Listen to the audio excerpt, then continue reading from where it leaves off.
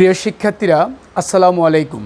আমি মোহাম্মদ রাশিদুল হাসান রাশেদ, প্রভাষক, পদার্থবিজ্ঞান বিভাগ, মাইলস্টোন কলেজ।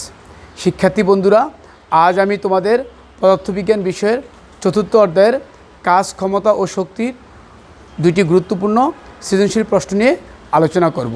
তাহলে শিক্ষার্থী বন্ধুরা, চলো আমরা আলোচনায় ফিরে যাই। শিক্ষার্থী বন্ধুরা, উদ্দীপকটি লক্ষ্য করো। নিচের চিত্রটি লক্ষ্য করো। বর 5 কেজি, AB = 1/4 AC। তিনটা পয়েন্ট দেওয়া আছে A, B, C। A থেকে C এর উচ্চতা দেওয়া আছে 60 মিটার। বস্তুটিকে এ অবস্থান থেকে মুক্তভাবে ছেড়ে দেওয়া হলো। গ, ভূমি থেকে এ বিন্দুতে উঠাতে যদি 2 মিনিট সময় লাগে তবে কত ক্ষমতা প্রয়োগ করা হয়েছিল তা নির্ণয় করো। ঘ, বি এবং সি বিন্দুতে শক্তির সংরক্ষণশীলতার নীতি অনুসৃত হয়েছিল কিনা গাণিতিকভাবে মূল্যায়ন করো। শিক্ষার্থী বন্ধুরা, চলো গ মার্ক প্রশ্নের সমাধান করি। তাহলে আমরা প্রথমে কি দেওয়া আছে লিখে নেই। দেওয়া আছে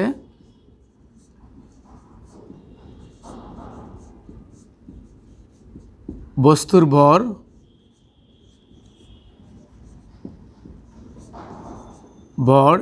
m = 5 কেজি। আমরা অভিকর্ষজ ত্বরণ জানি, মুখস্থ মান জানি। অভিকর্ষজ ত্বরণ G = 9.8 m/s²। এ থেকে সি এর উচ্চতা দেওয়া আছে, অর্থাৎ উচ্চতা S = দেওয়া আছে 60 মিটার। সময়, প্রশ্নের সময় দেওয়া আছে T = 2 মিনিট। আমরা জানি সময়ের একক সেকেন্ড, তাই 60 দ্বারা গুণ করতে হবে, 120 সেকেন্ড।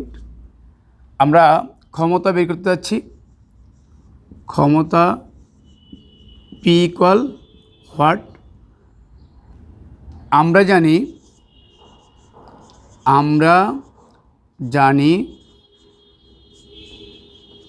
P = W/T। W হলো mgs/T। তাহলে এই মানগুলো আমরা এখন বসিয়ে দিব। m এর মান হলো তোমার 5 × g এর মান হলো 9.8, উচ্চতা হলো তোমার 60 মিটার, সময় হলো 120 সেকেন্ড। এগুলো যখন ক্যালকুলেশন করে তুমি মানটা পাবে 24.5। ক্ষমতার একক হলো ওয়াট। তাহলে ভূমি থেকে এ বিন্দুতে উঠাতে যদি 2 মিনিট সময় লাগে তবে এই 24.5 ওয়াট ক্ষমতা প্রয়োগ করা হয়েছিল। অ্যান্সার। এখন আমরা গ মার্ক প্রশ্নের সমাধান করব। প্রশ্নে বলা হয়েছে বি এবং সি বিন্দুতে শক্তির সংরক্ষণশীলতার নীতি অনুসৃত হয়েছিল কিনা গাণিতিকভাবে মূল্যায়ন করো। শিক্ষার্থী বন্ধুরা, প্রশ্নে দেখো AB = 1/4 AC দেওয়া আছে। টোটাল এসির উচ্চতা দেওয়া আছে। তাহলে আমরা প্রথমে এবির উচ্চতা নির্ণয় করে নিই। দেওয়া আছে AB = 1/4 AC। 1/4 এসির মান দেওয়া আছে 60 মিটার, 15 মিটার। অর্থাৎ আমরা AB পেয়ে গেলাম 15 মিটার, এই অংশটুকু পেলাম 15 মিটার। AC = আমরা লিখতে পারি AC = AB + BC, বা BC = AC - AB। 60 - 15 = 45 মিটার। তাহলে আমরা লিখি প্রথমে বি বিন্দুর ক্ষেত্রে, বি বিন্দুর ক্ষেত্রে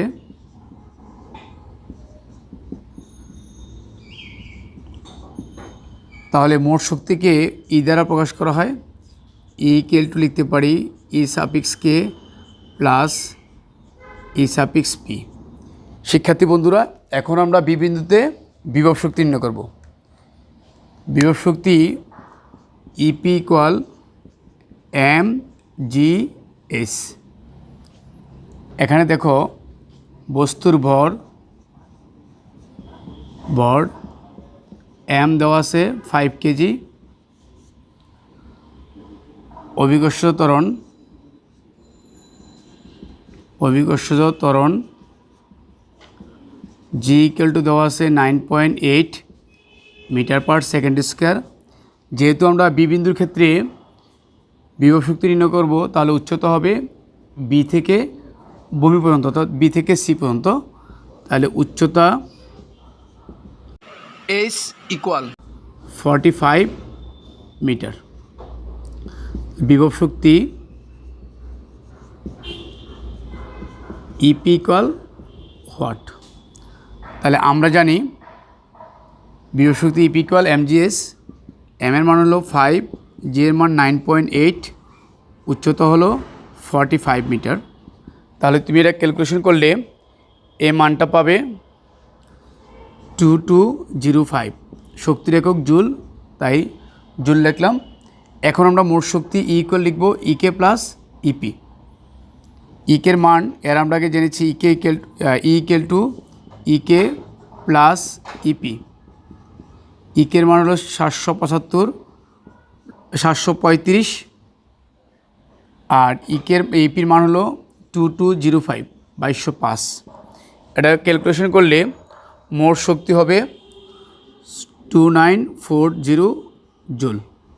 অর্থাৎ বি বিন্দুতে মোট শক্তি হলো 2940। অনুরূপভাবে আমরা সি বিন্দুর ক্ষেত্র নির্ণয় করব। শিক্ষার্থী বন্ধুরা, সি বিন্দুতে বিভব শক্তি EP equal M G S. এখন আমরা জানি ভূমিতে বিভব শক্তি নির্ণয় করার ক্ষেত্রে উচ্চতা 0 হয়। তাহলে পাশে মানগুলো লিখে নিই। এখানে বস্তুর ভর এম ইকুয়াল 5 কেজি, অভিকর্ষজ ত্বরণ G equal 9.8 metre per second square, উচ্চতা এস ইকুয়াল 0। তাহলে বিভব শক্তি ইপি ইকুয়াল হোয়াট? তাহলে দেখো এম এর মান 5, জি এর মান 9.8, 0। তাহলে সি বিন্দুতে বিভব শক্তি হলো 0 জুল। অনুরূপভাবে আমরা এখন সি বিন্দুতে গতিশক্তি নির্ণয় করব।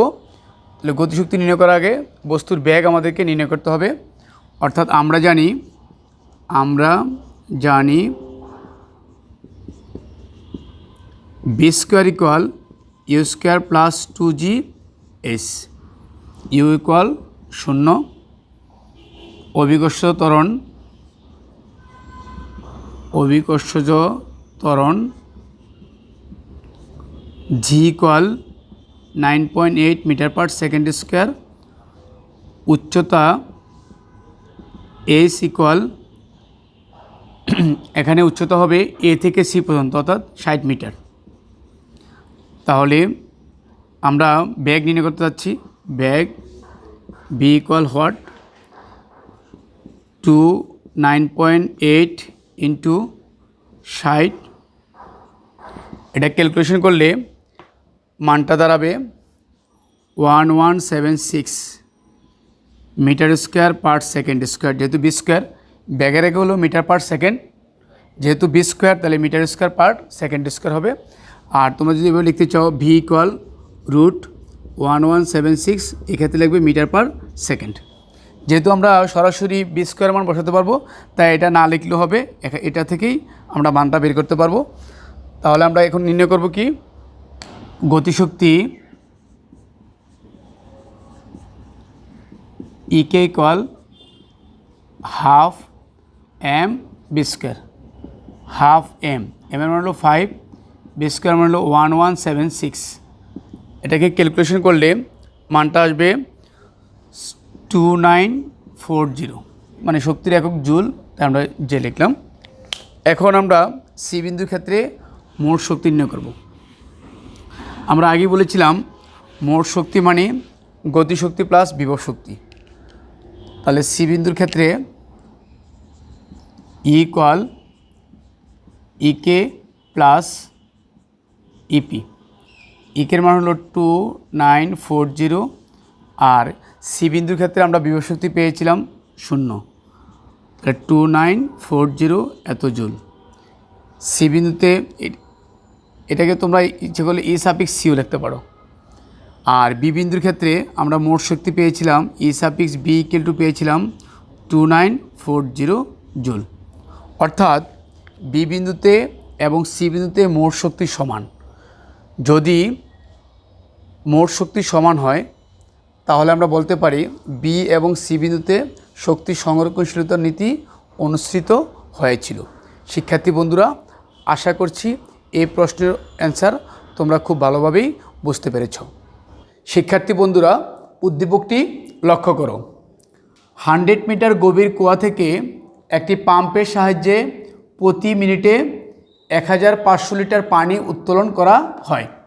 পাম্পের কর্মদক্ষতা 70%। গ, পাম্পের মোট প্রদত্ত ক্ষমতা নির্ণয় করো। ঘ, পাম্পের কর্মদক্ষতা 60% হলে 1500 লিটার পানি তুলতে পূর্বাপেক্ষা কত বেশি সময় লাগবে গাণিতিকভাবে উপস্থাপন করো। চলো শিক্ষার্থী বন্ধুরা, আমরা গ প্রশ্ন সমাধান করি। আমরা এখন গ সলভ করব। তাহলে আমরা প্রথমে দেখে নিই কী কী দেওয়া আছে। লেখো দেওয়া আছে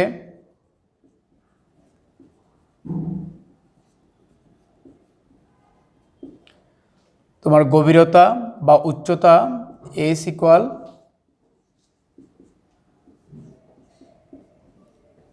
100 মিটার, প্রতি মিনিটে সময় টি ইকুয়াল 1 মিনিট, মানে 60 সেকেন্ড। 1.5 লিটার পানি উত্তোলন করা হয়। আমরা জানি 1 লিটার মানে প্রায় 1 কেজি। তাহলে পানির ভর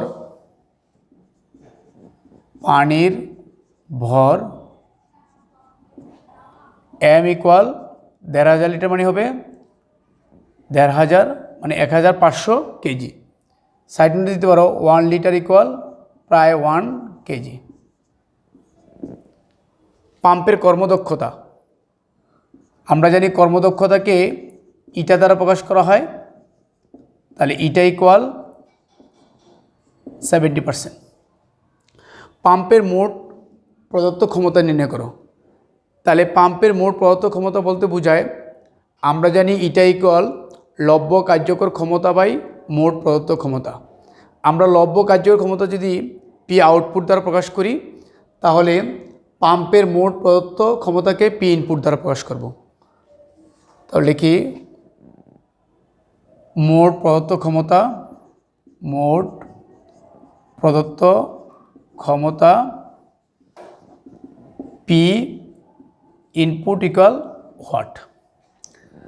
তাহলে তোমরা নিশ্চয়ই জানো যে eta equal P output by P input into 100%।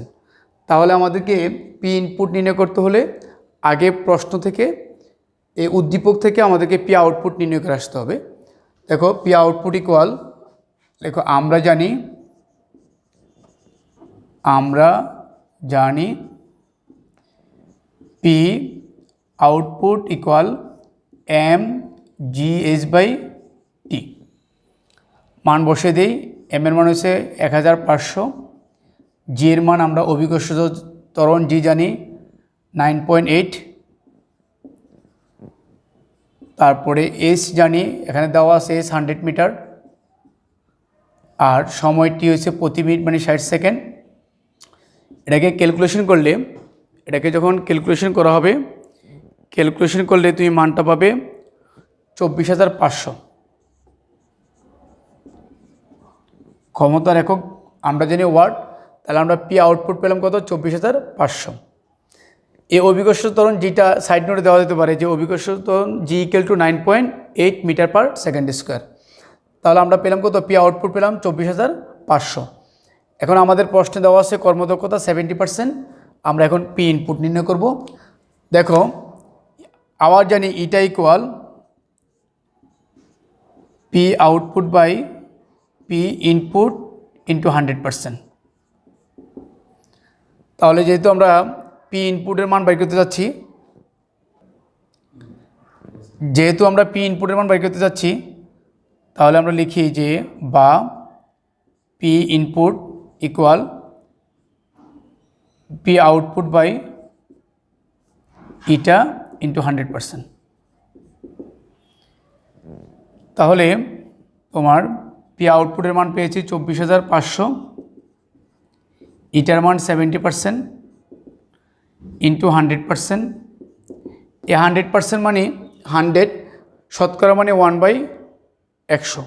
তাহলে এ 1/100 আর 100 কাটা দিলে তোমার কিছু থাকে না, 24,500 দেওয়া হয় 0.7। তাহলে এটা ক্যালকুলেশন করলে তুমি মানটা পাবে 35,000 ওয়াট। ইচ্ছে করলে এটাকে তুমি কিলোওয়াটে নিতে পারো। কিলোওয়াটে নিতে চাইলে তোমার 1000 ভাগ করতে হবে, সেক্ষেত্রে হবে 35 কিলোওয়াট। আর আমরা এখানে অ্যান্সার রেখে দিব। তাহলে আমাদের হলো কত? 35,000 ওয়াট। তাহলে পাম্পের মোট প্রদত্ত ক্ষমতা হলো কত? 35,000 ওয়াট। শিক্ষার্থী বন্ধুরা, এখন আমরা পরবর্তী প্রশ্ন সলভ করব। ঘ সলভ করব। পাম্পের কর্মদক্ষতা 60% হলে 1500 লিটার পানি তুলতে পূর্বাপেক্ষা কত বেশি সময় লাগবে গাণিতিকভাবে উপস্থাপন করো। শিক্ষার্থী বন্ধুরা দেখো, গ হতে পাই পাম্পের মোট প্রদত্ত ক্ষমতা পি ইনপুট। দেখো, মোট প্রদত্ত ক্ষমতা পি ইনপুট ইকুয়াল 35,000 ওয়াট। তোমার প্রশ্নে দেওয়া আছে কর্মদক্ষতা ইটা ইকুয়াল 60%, অর্থাৎ লেখা যায় 0.6। এখান থেকে আমরা পি আউটপুট আগে নির্ণয় করে নিব। অর্থাৎ পি আউটপুট মানে লব্য কার্যকর ক্ষমতা। লব্য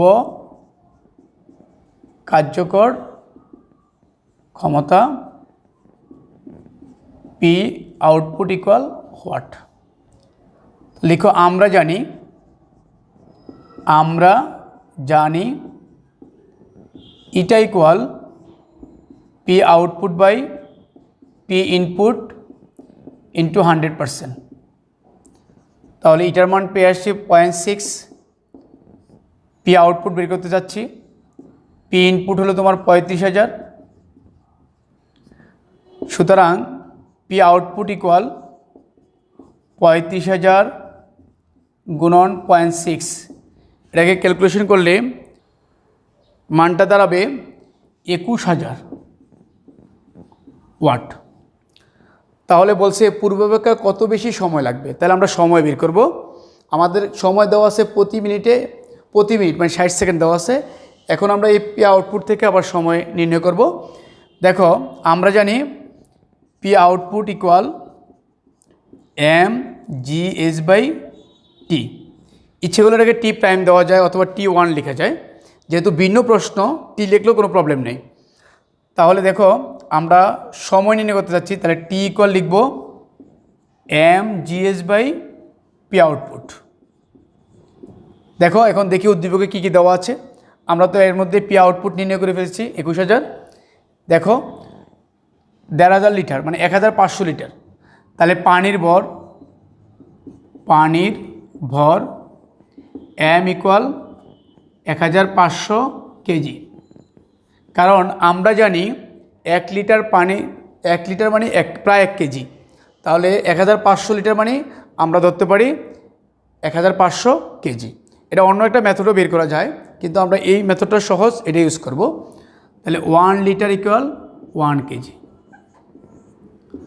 আমরা সবাই অভিকর্ষজ ত্বরণের মান জানি, মুখস্থ মান, যে তোমার G equal 9.8 metre per second square. উচ্চতা লাগবে তোমার, উচ্চতা এস ইকুয়াল 100 মিটার। সময় টি ইকুয়াল হোয়াট। মান বসায় দেখো, এম এর মান দেওয়া আছে 1500, জি এর মান 9.8, উচ্চতা হচ্ছে 100, পি আউটপুট হচ্ছে কত তোমার 21000। এটা এ মানটা পাবে 70 সেকেন্ড।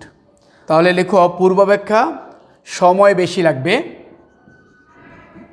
পূর্বাপেক্ষা সময় বেশি লাগবে, পূর্বাপেক্ষা সময় বেশি লাগবে তোমার। আমরা এখন পেয়েছি 70 সেকেন্ড, আগে ছিল প্রতি মিনিট 60 সেকেন্ড, অর্থাৎ 10 সেকেন্ড। তাহলে পাম্পের কর্মদক্ষতা 60% হলে এবং ওই পরিমাণ পানি অর্থাৎ 1500 লিটার পানি তুলতে পূর্বাপেক্ষা 10 সেকেন্ড সময় বেশি লাগবে। শিক্ষার্থী বন্ধুরা, আশা করছি এই প্রশ্নের উত্তরটাও তোমরা খুব ভালোভাবে বুঝতে পেরেছ। শিক্ষার্থী বন্ধুরা, আজকে আমি যে 2টি সৃজনশীল প্রশ্ন এখানে আলোচনা করলাম, আশা করি তোমরা খুব ভালোভাবে বুঝতে পেরেছ। তার মধ্যে যদি কেউ বুঝতে না পারো, অবশ্যই তোমাদের বিষয় শিক্ষকের সাথে যোগাযোগ করবে। আর এই করোনাকালীন সময়ে সবাই বাসায় থাকবে, সুস্থ থাকবে। তাহলে শিক্ষার্থী বন্ধুরা, আজ এখানেই রাখলাম। খোদা হাফেজ।